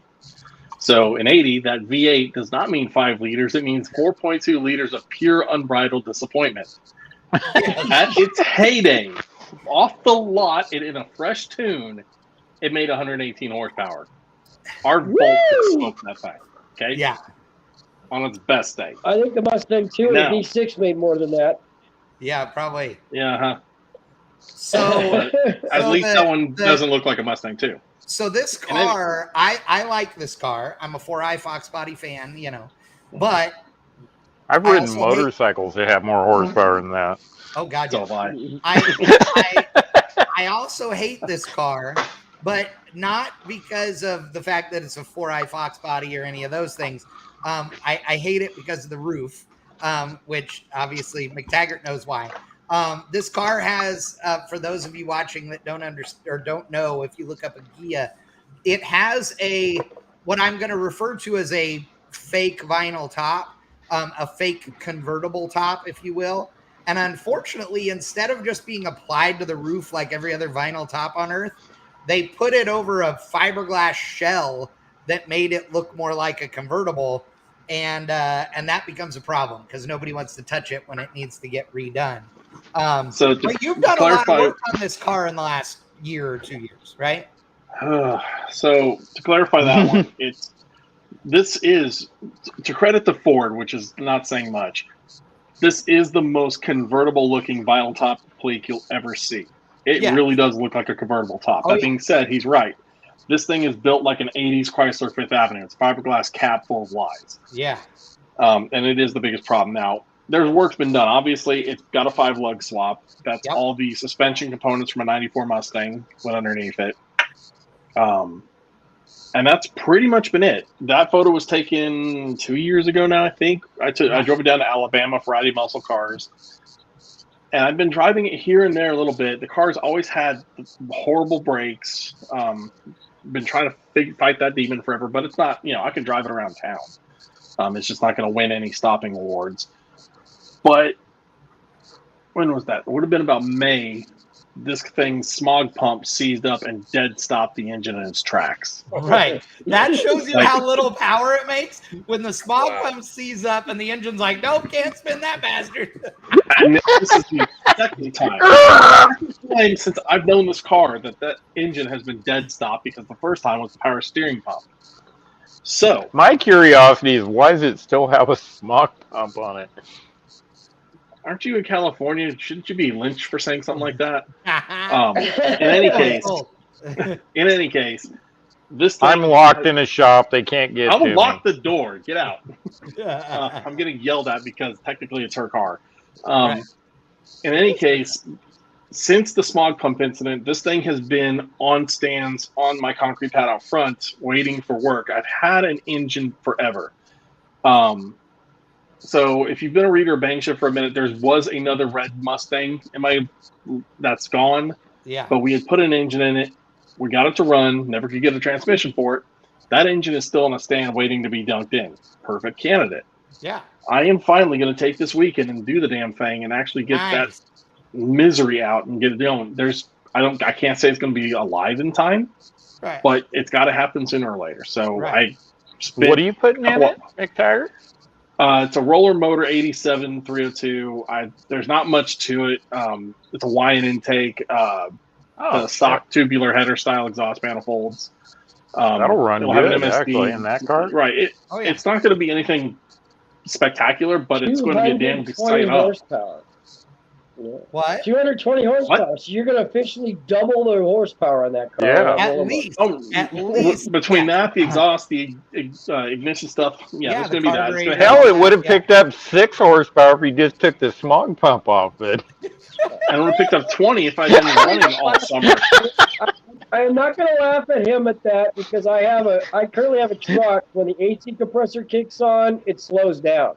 Oh yeah, let's talk about that one. Still has AC. That's true. The Mustang still has AC and it still works. But yeah, you come to a stop and the car has to idle up in the hope that it'll stay running at a stoplight. It's got to change. So, you guys have seen my white piece of crap plumber's special vehicle that I have, right? My daily driver. Mm-hmm. I was driving to Omaha with the air conditioner on and cruise control, and every time the compressor kicked on, the transmission had to downshift to keep the speed. Lycan, since he asked, the car is an automatic. Oh my God! Oh, that hurts, and I love you for it, Liggett. Oh my God! This is why we're friends. Normal people would not admit to that shit, but this is why we're friends. I love you. Oh Liggett will admit to anything weird. I know. God, I love it. Yeah, the whole time it's like about I'm driving after about 50 miles on the highway. It's got like 8 psi of oil pressure. The light's on. It says check your gauges. You're like, yeah, it's not. It's fine. Truck's like begging for its life. I've been driving it for 2 years like that. I do have a new, as you guys may have seen, I actually do have a new engine for it. Or actually, it's not a new engine. It's a newer engine.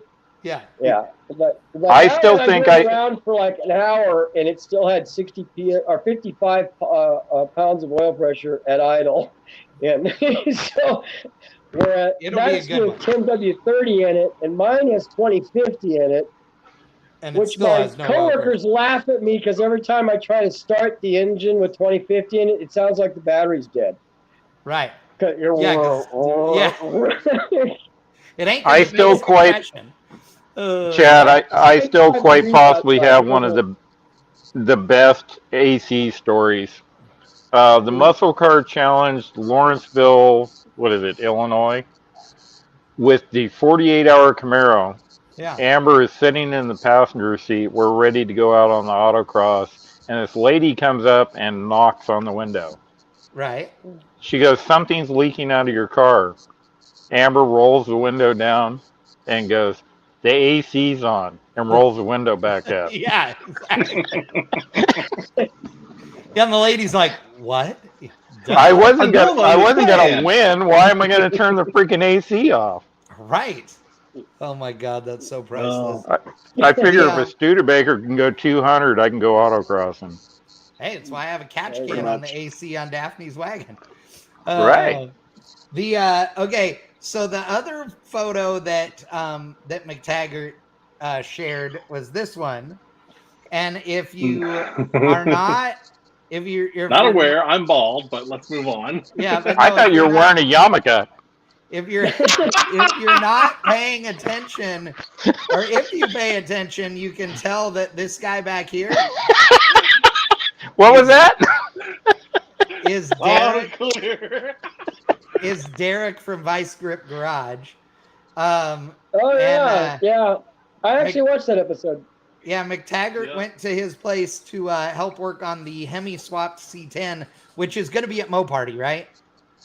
Mo Party and LS I was really let down. Why is it going to be at LS McTaggart conniptions during this video? I mean, what happened to the Brian McTaggart conniptions and throwing tools and stuff that we've always heard about our whole lives? Oh, yeah. So it's not just not me. My show. That's Derek's. Yeah. So this is not my show. This is not my video. This is not my shop. And right, Chad, you've been to his shop. Yeah. No, I haven't been there.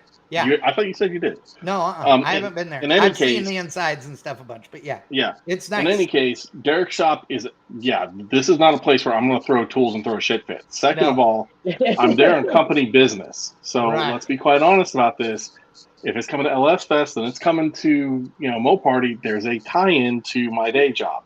Right. So we're down there helping and just kind of make sure things are going. Oh, yeah, there's no other reason but being on the property. Yeah, we've known, it's cool, though, because we've known Derek a long time.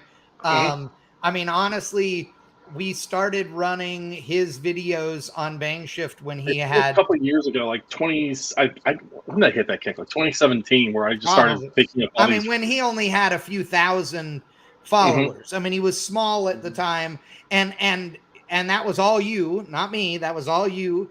The first time I heard of him was when you posted a video, and I can tell you that like Derek is a hell of a dude.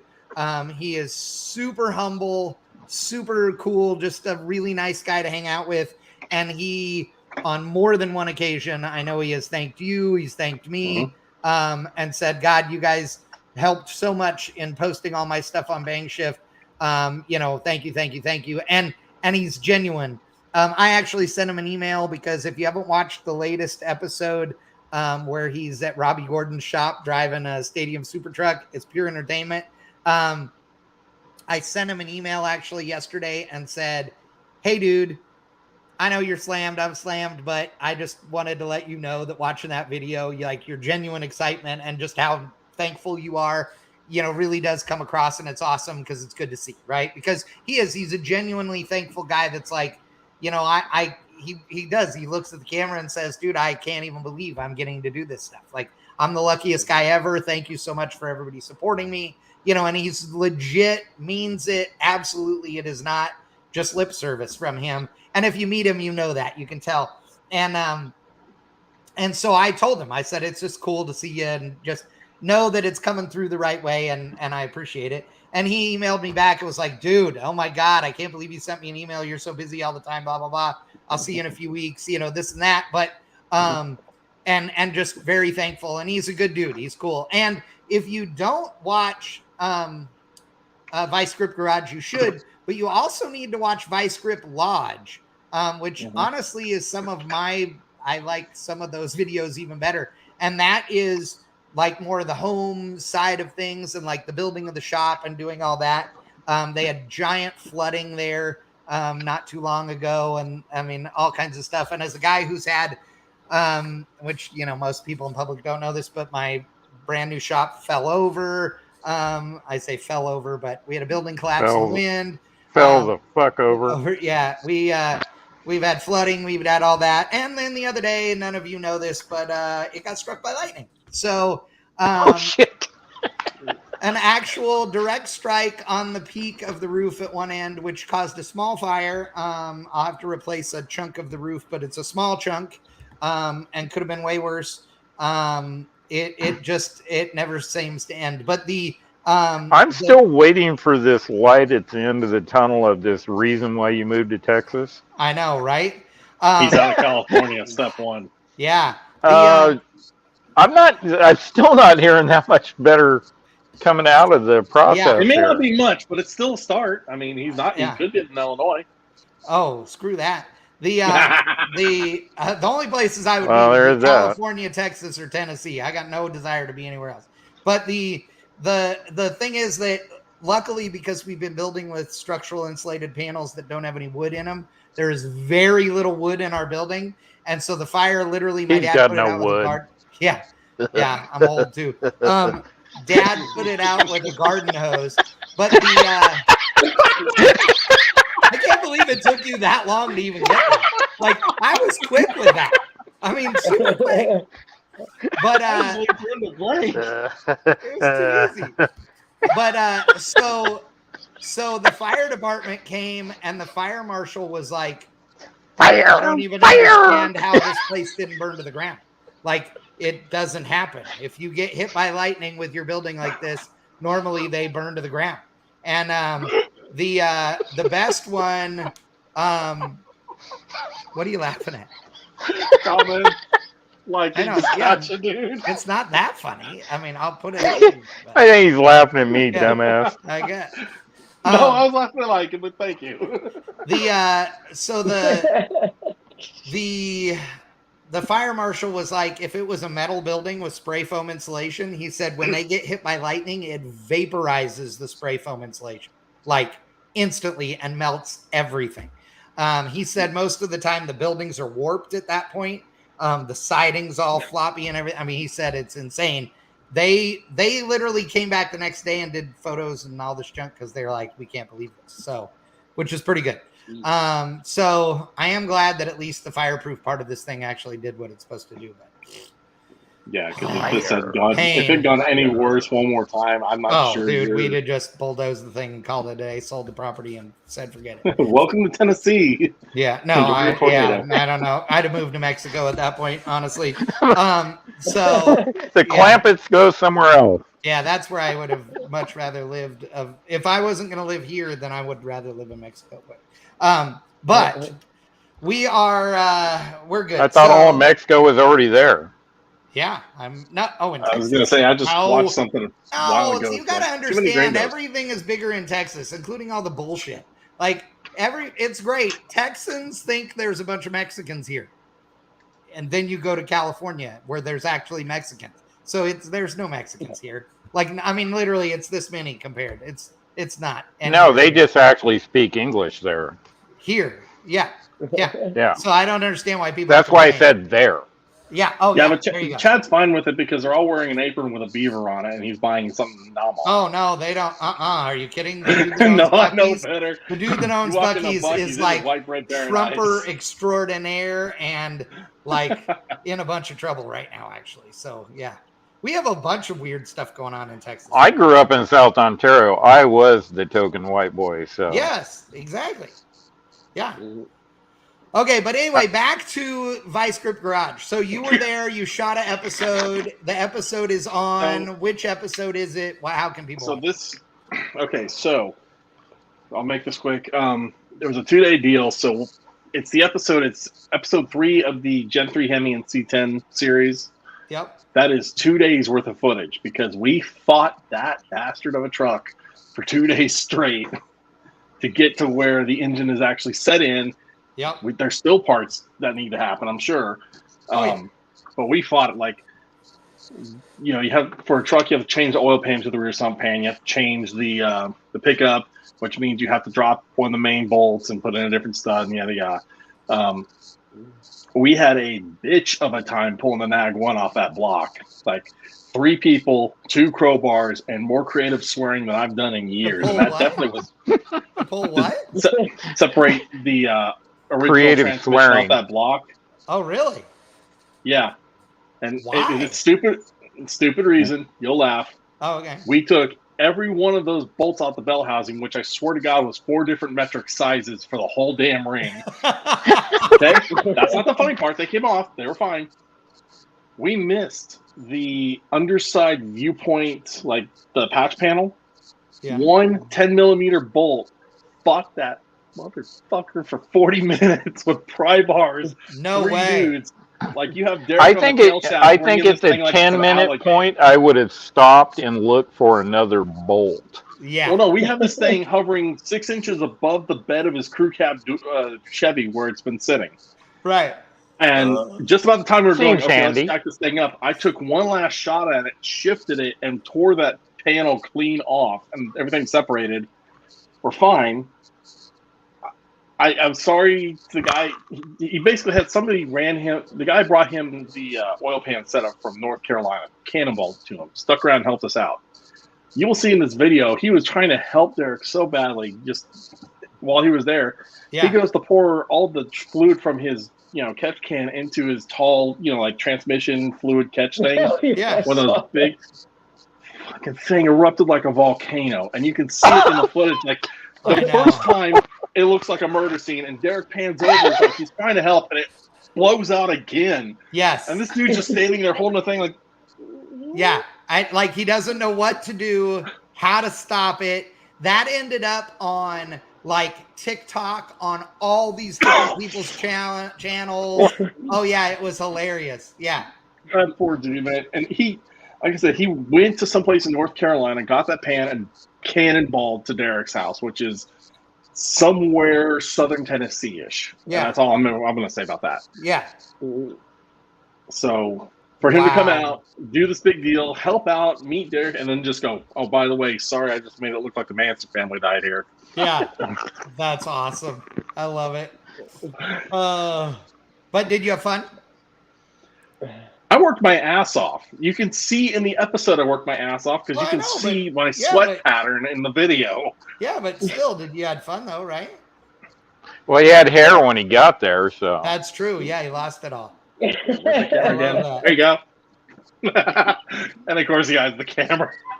Okay, that doesn't work as a wall cross. I lost him. Oh, whatever. I'm working on it. We see you. Or, well, we don't see you, but we hear you. No, this is a good time. Can you see me now? Yes. It was cool, Derek invited me out. Just hanging around him, Jess, and the kids. Just basically, it was nice to go to somebody's house and just spend a day in the garage wrenching. That's not something I normally do anymore. Everything I do is by myself, the end. So it's always cool when you have somebody else there to help. And I don't know if I help there. Everything he does is by himself. Right. I'm waiting for the comment section to kick in on that one. I love it. Okay, well, before we go, we have one more thing we have to talk about, and that is, so you got to make this one snappy there, Liggett. So Yeah. Liggett has been working on a fun project. Tell us about it. It's a 1957 Chevy Nomad, and it belongs to a friend of mine. And this is right after he took the cover off of it. It had been sitting where you see that picture for 28 years, 1994. Oh my God! Right? His dad was a dentist, and his dad built a 2-car garage on the backside of his dental practice so he could restore that in between patients. So he would actually come back in from working out in the garage behind it with triple gloves on. I know people here that this guy was his dentist. They said he'd come in smelling like Bondo dust or grease or something, take off 3 gloves and put on new ones to work on them.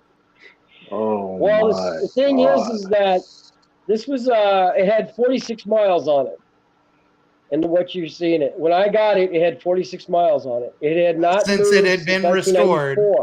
Wow. Totally restored. It got driven to the exhaust shop, and that was it. And then the guy died of an aneurysm in his dental practice. So my friend, who's also, he was 12 years old when he found him in his dental practice. And his mom has been owning the car, and they've kept it in their shop. They have the shop, that's the shop building, all this time. When he told me about it, I was expecting to see some just totally destroyed car. Yeah. The fact is it looks amazing. There's some of the powder cuttings coming off the frame, but otherwise it still looks brand freshly restored. Where's the car at, Liggett? It's here in the town where I live. Yeah. Yeah. Oh, okay. Nebraska. That's but gorgeous, it's a climate-controlled building where it's at. I mean, when I took that picture, it was 96 degrees outside when I picked it up, and it was like 48 degrees in that building. It was freezing. So, and you brought it home, and what were you doing with it? I told him I would help him get it running and driving again, because their family just couldn't look at it.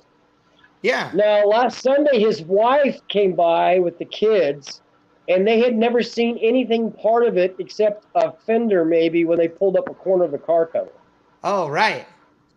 So nobody has ever looked at this car. I mean, I think his brother tried to get it running back in the early 2000s, and it wouldn't run. It was like flooding gas and stuff. And they just wanted to run and drive again. And I posted a video on my Facebook page and my Instagram page as well of us driving it. And we put 5 miles on it. So now it has 52 miles on it. And the look on his face is just absolutely amazing, because you got to realize this car, he was 12 years old when his dad died, and this is where that car's been since he was 12. Wow. So, I'm just amazed at how little work I had to do to get it to run and drive again. I was just expecting to start over. Yeah. So what did you do? Rebuild the carburetor, put points in it, that kind of stuff, or? I didn't do anything to the ignition system except put spark plugs in. Wow. I didn't even need to do that. I haven't touched the distributor cap, the timing, coil, nothing. The electrical is still the way it was. Yeah. The fuel system and the brakes. I just sent you a picture, Chad. Okay. It's a fuel system and the brakes, and then I had the key on the other night, and the radio started working. It's still a tube radio, so it takes a minute to start working again. Yeah. When you turn it on. And nobody in his family, his wife, his kids, nobody's ever heard it run. They didn't have no idea what it sounded like.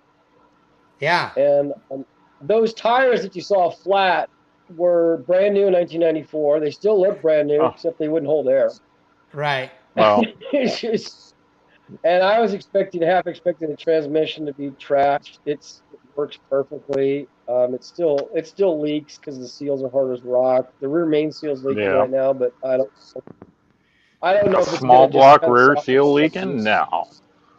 Yeah. I mean, hey, Lycan is asking what color it is because he can't see it. It's that teal, turquoise. That turquoise. Yeah, sorry, not teal, turquoise. It's kind of a baby blue and white with a blue and black interior button duct. Yeah, it's got turquoise and black interior. That was what I'll call the deluxe interior. It's not what they called it, but it was the optional high-end interior that came in a Nomad.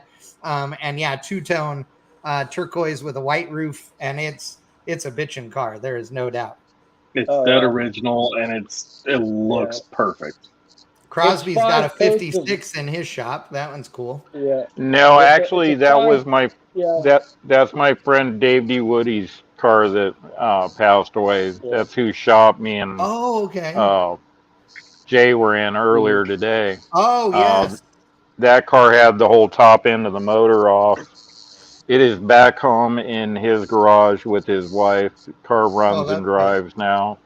Oh, that is one of the first cars that Lopez did in his shop. Really? At Elegance Auto Interior. Yeah. That's how long ago that car was put together. So that was 90. Yeah, I was gonna say in the 90s, mid 98. Okay, there you go. He did the upholstery in it. That's cool.